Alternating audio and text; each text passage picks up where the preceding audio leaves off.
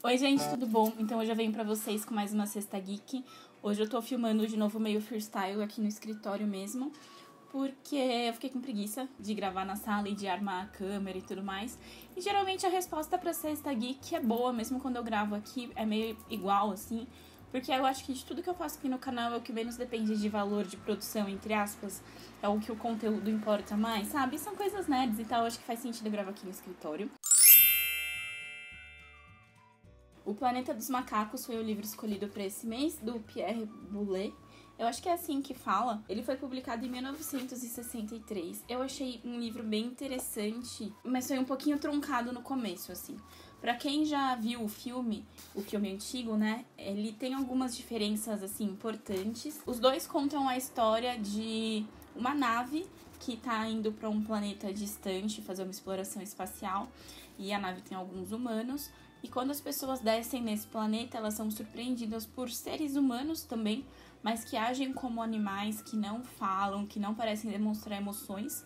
E eles descobrem que a raça dominante naquele planeta são os símios, são os macacos. Quando eles pousam naquele planeta, o personagem principal fica com uma ferida na garganta e não consegue falar por causa disso.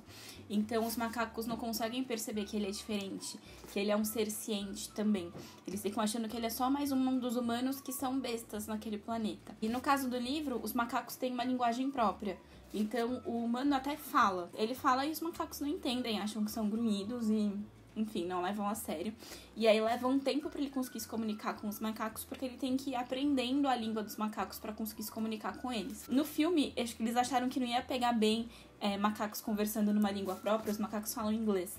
Então eles tiveram que fazer o machucado, pra quando ele se curasse do machucado, ele conseguisse falar inglês e as pessoas entenderem. Tem algumas coisas que me incomodam nesse livro. Ele é muito machista em muitos pontos, assim. A expedição é só de homens e ele conhece a Nova, que é a humana por quem ele meio que se apaixona, assim. Apesar de ser uma coisa totalmente carnal, porque ela se comporta como um animal. Mas o jeito que ele trata ela, mesmo ela sendo uma besta, assim, é péssimo, sabe? É totalmente machista. Inclusive, no final desse livro tem alguns comentários, e um deles é o machismo nesse livro mesmo. O jeito que eu vejo esse machismo acontecendo não é só ser um livro escrito em 63, mas em muitos momentos o personagem humano, ele se sente quase se transformando numa besta também, e tomando comportamentos dos outros humanos que são bestas, sabe? Então eu acho que as cenas de machismo, ele mesmo tem uma crítica de falar depois. Eu sei que foi errado o que eu fiz, mas eu bati nela, por exemplo. E eu me senti mal depois, sabe? E óbvio que não justifica. Mas tem outro personagem que tava na nave junto com ele, que ele só se transforma numa besta. E no livro a explicação é que é muito fácil você deixar se levar por esses instintos primordiais e simplesmente parar de falar. Tipo, eu vou dar spoiler porque é um filme muito antigo, tá? Spoiler, tipo, do filme. Mas nos filmes, inclusive nos filmes novos, a explicação pra no final lá ser tipo o planeta Terra e isso tá acontecendo na Terra e ele ter viajado no tempo, na verdade, não no espaço. O filme, a explicação pra humanidade ter involuído e os macacos terem evoluído é um vírus, né? Mas aqui não, aqui é uma coisa bem interessante, bem diferente. Na verdade, os macacos foram se aprimorando em imitar os humanos. E os humanos foram sendo subjugados e eles foram se acostumando com a situação deles. Se eles falavam, eles eram maltratados pelos macacos. Então eles foram parando de falar. E os macacos até que tratavam eles bem, de alguma forma, alimentando, dando teto e tudo mais. Então os humanos foram se acostumando a isso e foram perdendo a sua humanidade. É questionado muitas vezes se os macacos ganharam a humanidade ou se eles estão só imitando. Porque uma coisa que eles colocam no livro é que a sociedade símia, ela já existe há milhares de anos, mas ela está estagnada. Enquanto a humanidade evoluindo ao longo do tempo, a comunidade símia está estagnada. E ele coloca isso, os macacos estavam só imitando as ações que os humanos faziam na época em que os macacos dominaram. E eles mantiveram aquilo porque eles não têm mais o que imitar. Então eles ficam só imitando eles mesmos.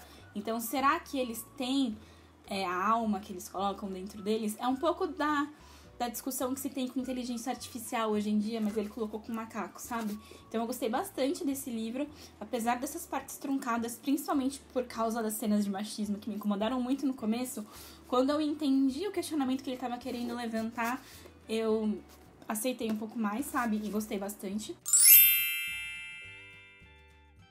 Eu adoro o Alan Moore, vocês já sabem disso, tipo, minha tatuagem aqui de Watchmen é uma homenagem ao Watchmen, mas principalmente à obra do Alan Moore como um todo. E ultimamente eu tô tentando ler os quadrinhos que ele escreveu com a DC, e esse daqui é um que eu queria ler há muito tempo, que é Superman, o que aconteceu ao Homem de Aço. Eu não conhecia a prévia, a história, assim, o que estava acontecendo na DC como empresa na época desse quadrinho. O universo de super-heróis sempre teve uma questão grande com a continuidade das suas histórias, das suas linhas do tempo. Porque se você for ver, são personagens que existem desde a década de 50, 40, sabe? O Superman, eu acho que era da década de 50, se eu não me engano. Quando chegou lá para meados dos anos 80, o que estava acontecendo? Alguém que queria começar a ler quadrinhos ficava perdido, porque eles estavam seguindo a mesma linha da história desde os anos 50. E aí, para fazer histórias diferentes, eles não rebutavam o universo. Eles iam fazendo linhas paralelas de história.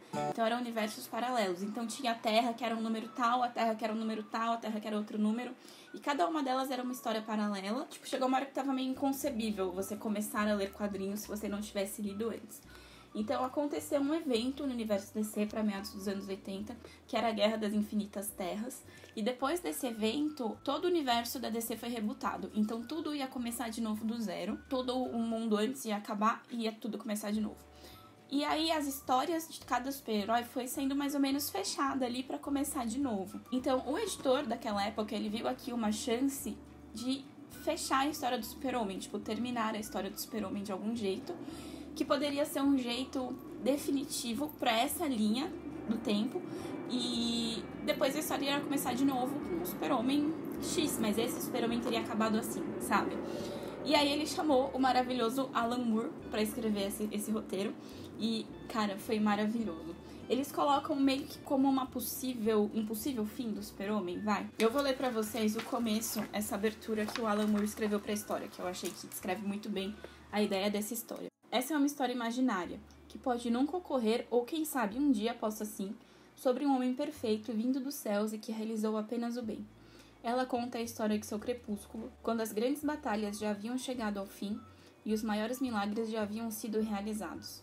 Conta como seus inimigos conspiraram contra ele e do conflito final entre eles, e sobre como ele quebrou seu mais sagrado juramento, e como finalmente todas as coisas que ele amava foram tiradas de suas mãos, com exceção de uma. A história termina com uma piscadela e começa em uma pacata cidade ao meio-oeste dos Estados Unidos em uma futura tarde de verão típica no meio-oeste. Longe dali na metrópole, as pessoas nas calçadas às vezes ainda olham para cima com esperança, vislumbrando um ponto distante dos céus. Mas não, é apenas um pássaro, apenas um avião. Superman morreu 10 anos atrás. Esta é uma história imaginária. E não são todas. Essa última... Eu fico arrepiada de ler. Porque, primeiro, você lê isso daqui... E aí, quando você lê a história inteira e volta a ler isso daqui, ele contou tudo o que acontece nessa história aqui. O final dessa história tá aqui, sabe? E essa última frase de essa é uma história imaginária e não são todas, é tipo, sabe? É isso, gente, é uma história imaginária. Esse foi feito pra ser, assim, um possível final do Super-Homem, que na verdade não é, mas o que é a verdade? É uma história imaginária como todas as outras, sabe? É por isso que o Alan Moore é tão magnífico. E se você for pegar essa historinha pra ler, lê ela inteira e volta nessa abertura que você vai ver que tá tudo aqui. É magnífico, eu tô muito feliz de ter lido isso daqui. Eu li em um dia, numa sentada, tá? São 2 edições aqui e passam vários e vários vilões clássicos do Super-Homem nessa história, então é muito legal, assim, é uma homenagem muito boa. E no final tem outras 2 historinhas muito legais. As 2 do Alan Moore. Uma é um crossover do Superman com o Monstro do Pântano, que é outro personagem do Alan Moore que eu gosto muito e que, inclusive, pro Desafio de 12 Quadrinhos de 2018 tem um quadrinho do Monstro do Pântano. E outra história muito legal do Superman anual, que chama Para o Homem que Tem Tudo, que é uma história em que é o aniversário do Super-Homem, e aí um vilão do Super-Homem dá pra ele de presente uma planta que gruda nele, parece uma planta esse negócio, e faz com que na cabeça dele ele viva o mundo ideal, o mundo perfeito pra ele. Que no caso dele é a vida dele como seria se Krypton não tivesse sido destruída. E, sério, o Alan Moore tem um jeito dele de colocar um twist maligno em todas as coisas, sabe? Tipo, cuidado com o que você deseja. É maravilhoso. Enfim, tanto a história principal quanto as outras 2 histórias que tem nesse quadrinho fazem valer muito a pena e eu gostei demais. Continuando nos personagens de quadrinho, eu demorei, mas eu finalmente assisti Pantera Negra. E, gente, que filmaço. É tudo que todo mundo fala. Sério, eu fiquei muito feliz. Eu concordo com as críticas de que o CGI tá meio merda. E eu não sei porque o CGI da Marvel realmente anda piorando. Eu não sei se é porque eles estão tendo que investir muito no CGI do Guerra Infinita e não sobrou tanto dinheiro pro Pantera Negra, não sei. Mas a história em si é tão boa que, assim, tudo bem que teve problema com o CGI, sabe? Não me importo muito. Eu gostei bastante, eu gostei muito, muito do vilão. Ele é um vilão muito interessante, eu gosto muito daquele ator, Michael B. Jordan. E eu gostei que tem aquele cara do Corra, que é o filme que ganhou o Oscar de melhor roteiro, melhor diretor. Não me lembro muito bem agora no Oscar, e eu gostei muito daquele filme. E tem o ator principal do Corra lá também. E o vilão é uma daquelas situações em que eu acho que o vilão brilha mais do que o herói. É porque o Pantera Negra, ele é um herói. Então, como um herói perfeito, assim, não é perfeito, mas como herói, ele tem que ser um pouco sem graça, porque ele é o cara que ele é justo, que ele é ponderado, sabe? E eu acho que as decisões que ele tomou ao longo do filme e que ele tomou no final são muito boas. Eu gostei muito do arco dele na história. Só que a paixão que o vilão tem, sabe? E é uma causa que é totalmente relacionável, assim. E óbvio que os meios dele são todos errados. E você vê em um momento ali que o motivo dele é vingança total. Não quer saber do melhor pra ninguém. Só que quando você sabe a história de vida dele, o que ele passou, é uma coisa que dá pra se relacionar, dá pra entender. Eu não cheguei a torcer pra ele, mas eu consegui muito entender, sabe? Acho que ficou um balanço muito bom de eu me relacionar com o vilão, entender o ponto dele e sofrer assim com ele, mas saber que o certo é o mocinho e não chegar a torcer pro vilão, sabe?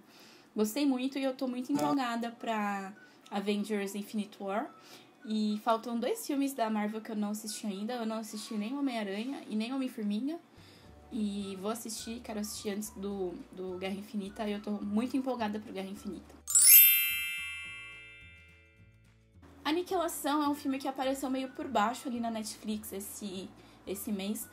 Antigamente, tudo que a Netflix fazia era bom e tudo eu queria assistir. E agora eles estão lançando muito mais coisa ruim do que coisa boa. Então, eu preciso de uma indicação pra um produto novo da Netflix, sabe? E eu vi indicação nesse filme no Rapadura Cast, no Cinema com Rapadura, no canal deles no YouTube, na verdade. Eles estavam elogiando muito como uma ficção científica hardcore, sabe? E valeu muito a pena. É uma ficção científica hardcore, uma ficção científica boa, como há tempos eu não assistia. Acho que a última que eu gostei tanto assim foi A Chegada. E eu gostei muito da Chegada. Ela é bem diferente, ela é bem densa, ela é bem pesada. E ao mesmo tempo em que ela tem muitas analogias, ela tem também uma história concreta, sabe? Mãe, que é o filme que eu assisti ano passado do Aronofsky, eu gostei muito dele. E ele é um filme muito doido. E ele tem muita analogia, mas uma crítica que foi feita a ele, que eu entendo, é que ele é uma grande analogia sem ter uma história concreta acontecendo. E o Aniquilação não faz isso. Ele tem uma história concreta. Se você quiser se ater à história óbvia mostrada na tela, você consegue. Mas se você parar pra pensar, ele tem outra camada, sabe? E parece que o Mãe só tem essa outra camada, não tem a camada inicial. Não sei se eu deixei claro. Enfim, é com a Natalie Portman, é com o Oscar Isaac. Eu adoro esses dois. Aliás, também do Oscar Isaac, tem na Netflix agora Ex Machina. Assistam, é um filme de ficção científica maravilhoso também. Pra mim tá ali no mesmo nível Aniquilação e Ex Machina. Então, uma mulher que tem o marido dela, que é a Natalie Portman e o Oscar Isaac. E ele é militar, ele tá desaparecido. E um dia ele volta pra casa, mas ele tá muito esquisito. Ela vai levar ele no hospital. No meio do caminho, eles são interceptados por uma agência governamental, assim, que leva os dois pra uma área em que surgiu uma bolha. Eles mandaram várias expedições pra dentro daquela bolha, mas nada volta. Ninguém volta. A única pessoa que voltou foi o marido dela. E eles tentam sondar de todos os jeitos e não conseguem. E então, basicamente, é a história dela com um grupo de mulheres tentando entrar nessa bolha e descobrir o que tá acontecendo lá pra ver se ela descobre um jeito de salvar o marido dela. Se você gosta de ficção científica e se você é nerd, você deve ser porque você tá assistindo esse vídeo, assiste Aniquilação, que vale muito a pena. 2 séries, Grey's Anatomy, 14ª temporada, voltei a assistir. Não tenho muito o que comentar. Grey's Anatomy, geralmente eu deixo juntar vários episódios e vou assistindo vários episódios, deixo juntar vários e vou assistindo vários. Até porque toda vez que eu falo de Grey's Anatomy aqui dá um bafafá do que é spoiler, do que não é. Vou falar uma coisa aqui que não é spoiler, é notícia que saiu. 2 atrizes vão sair da série, já tá anunciado. E a história delas tá tão conturbada nessa temporada que eu tô curiosa pra saber o que é. Não vou falar que é atriz, e se você quiser saber, procura no Google que você encontra. Não vou falar pra quem acha que é spoiler. Mas principalmente a história de uma delas, que tá um vucu-vucu. Eu quero muito saber. Eu vou falar 30 segundos aqui, se você não quiser spoiler, pula 30 segundos. Mas eu tô gostando muito de todo esse arco da Kepner ter perdido a fé dela. E eu tô muito curiosa pra ver como que ela vai sair disso. Eu acho que ou ela vai morrer, ou ela vai sair, tipo, vou para uma missão e não volto mais, sabe? Sempre achei ela uma personagem muito sem graça. Porque tudo tava em volta da fé dela. E, tipo, tudo que ela passou com o Jackson, com o primeiro filho deles, depois com o segundo, e a separação, sabe? Ela continuava sendo sem gracinha e linear. E agora que teve essa quebra grande, eu tô achando ela muito mais interessante. Essa série agora também é na Netflix, Queer Eye. É um reboot da série antiga dos anos 90, que era Queer Eye for the Straight Guy. A série antiga era basicamente um grupo de homens homossexuais que eles pegavam um homem hétero e faziam um makeover nele, assim. Então, eu não lembro todos os personagens que tinham na antiga, mas na nova tem a mesma ideia, só que chama só Queer Eye, porque às vezes é Queer Eye for the Queer Guy. Essa temporada tem 8 episódios e que coisa maravilhosa, gente. Eles são 5, se eu não me engano, Fab Five. Eu não lembro o nome deles, mas tem um cara que é responsável pela parte de moda, tem um que é responsável pelo cabelo e, eventualmente, hidratante, protetor solar, essas coisas, e barba. Tem um cara que é cozinheiro, que vai ensinar a cozinhar alguma coisinha ali, pelo menos para ocasiões especiais. Tem o que faz o makeover da casa. Tem o cara que é meio... acho que ele é meio psicólogo, assim, terapeuta, alguma coisa assim. Então, a ajuda que eles dão pras pessoas, assim, é uma coisa que a gente assistindo é igual a reação que as pessoas que estão passando a transformação sentem. Parece que vai ser uma coisa que você vai mudar a superfície, assim. Você vai dar uma roupa nova, cortar o cabelo, mudar a casa e ensinar a cozinhar alguma coisinha. Mas isso faz uma diferença tão grande na vida dessas pessoas. E a maioria delas tem algum evento grande que vai acontecer. Tem alguma coisa que vai acontecer na vida delas. E todas elas choram, se emocionam, sabe? Porque você vê que tem uma mudança, assim, de dentro também, sabe? Que espelha a mudança de fora. E eu acho isso muito legal. E ela tá quebrando muitos paradigmas, assim. Por exemplo, uma temporada que vai um cara que você fala... que é o velhinho redneck, meio doido, assim. E no fim ele é uma pessoa tão fofa, sabe? E ele tá lá querendo conquistar a mulher dele de volta. Tem o policial, que você fala que é o policial preconceituoso e tudo mais. E daí o psicólogo vai conversar com ele. Ele é um cara negro e gay, conversando com um policial branco que tem um bonezinho do Trump, sabe? E, só que esses estereótipos são tão quebrados, assim, sistematicamente, que é muito legal. Eu acho que eles escolheram a dedo as 8 pessoas que eles foram ajudar. São 8 pessoas totalmente diferentes. Tem um episódio que eles vão ajudar um homem negro, gay, que o pai dele faleceu e ele quer fazer um evento no qual ele vai sair do armário pra madrasta dele. E é uma coisa tão maravilhosa. Tipo, me aquece o coração de pensar, sabe? E eu gostei muito. Eu não assistia o antigo dos anos 90, mas eu gostei bastante dessa temporada, assim. Me botou pra cima, sabe? Me deixou animada com a possibilidade de ser uma pessoa melhor, sabe? Enfim. E pra terminar, esse mês eu joguei D&D pela primeira vez. Eu sempre quis jogar RPG, mas eu nunca tive um grupo de amigos que gostava desse tipo de coisa. E o Rodrigo sempre teve, ele sempre jogou, ele tem uma mesa fixa com os amigos dele antigos. E a gente resolveu fazer uma mesa com os amigos nossos da faculdade que também gostam de jogar. E fazia tempo que não jogavam. Foi muito divertido, a gente fez uma vez só. E foi meio curto, porque todo mundo chegou meio tarde, todo mundo ia trabalhar no dia seguinte. Mas a gente já tá marcando uma próxima. A gente pegou uma aventura mais fechadinha pra começar, já que era pra sentir como que ia ser, né? Se todo mundo vai gostar ou não, e era a minha primeira vez. Mas, cara, foi muito divertido. Eu recomendo muito pra quem nunca jogou, assim, se conhece algum grupinho que joga. Tenta se infiltrar lá. No começo é meio truncado, é meio difícil você começar a interpretar alguém e tal. Mas, cara, é muito divertido, é muito engraçado. Não só pela história em si, mas pelas coisinhas que vão acontecendo em volta da história, que são as coisas mais engraçadas, eu achei. Enfim, foi uma vez só, então eu não tenho muita coisa pra falar sobre isso ainda.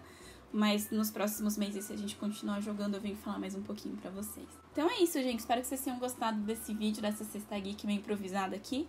Se vocês gostaram, clique em gostei pra mim. Não deixa de se inscrever no canal pra mais vídeos. Não deixa de me seguir nas redes sociais, Twitter, Facebook, Instagram. Tá tudo aqui embaixo. Tchauzinho e até a próxima.